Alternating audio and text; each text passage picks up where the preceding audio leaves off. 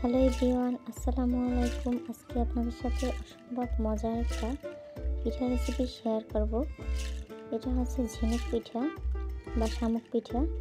তো পিঠাটি বানানোর জন্য প্রথমে ডো তৈরি করে নিতে হবে। তার জন্য একটা হাঁড়িতে আমি 1 কাপ পানি দিয়ে দিচ্ছি, তার ভিতরে সামান্য লবণ ও সামান্য পরিমাণে চিনি দিয়ে দিচ্ছি। তারপরে এখানে আমি 1 কাপ ময়দা দিয়ে একটা ডো তৈরি করে নেব।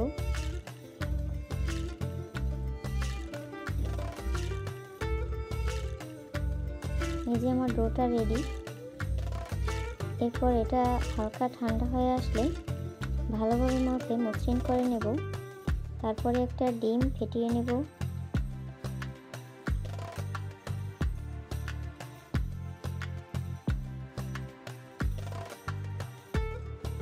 ডোটা ভালোভাবে মথে নেওয়ার পরে এখানে আমি ডিমের অর্ধেকটা ব্যবহার করব।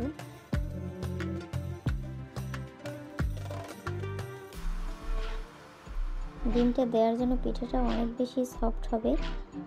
ডিমটা দিয়ে ভালোভাবে একটু মথে নিতে হবে।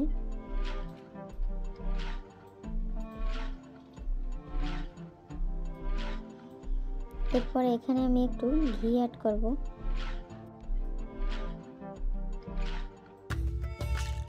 এই যে আমার পিঠার ডোটি একদম রেডি। এখন এরকম ছোট ছোট বল বানিয়ে তারপরে দেখিয়ে দিচ্ছি পিঠাটা কিভাবে তৈরি করতে হয়।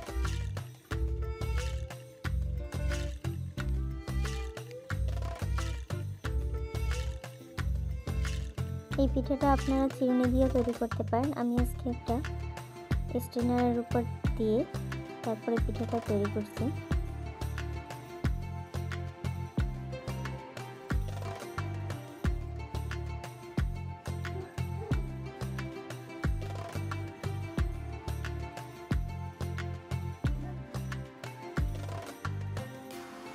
এই যে দেখেন পিঠাগুলো আমার তৈরি করা হয়েছে, খুবই সুন্দর লাগছে, মাশাআল্লাহ অনেক সুন্দর ডিজাইন হয়েছে।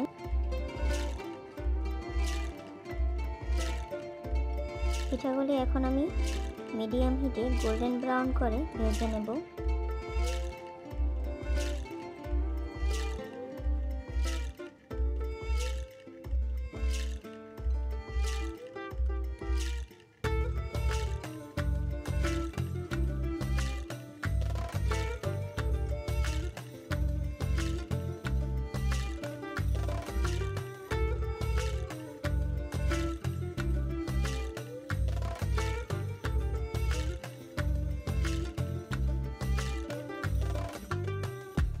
এই যে আমার পিঠাগুলি ভেজে নেওয়া শেষ। এখন এগুলোকে আমি দুধের শিরায় দেব।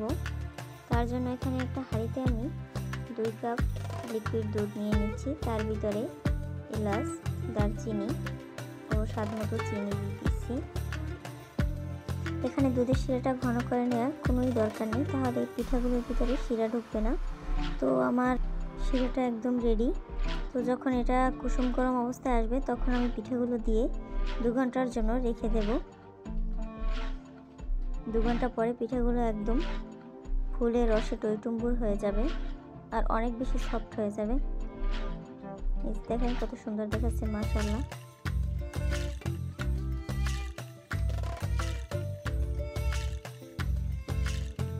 এটা একটু কেটে দেখাচ্ছি, এটা অনেক বেশি সফট আর খেতেও অনেক বেশি মজা। তো আজ এই পর্যন্তই। ভিডিওটি ভালো লাগলে লাইক, কমেন্ট এন্ড শেয়ার করবেন আর আমার চ্যানেলটি সাবস্ক্রাইব করে আমার পাশে থাকবেন। সবাই ভালো থাকবেন। আল্লাহ হাফেজ।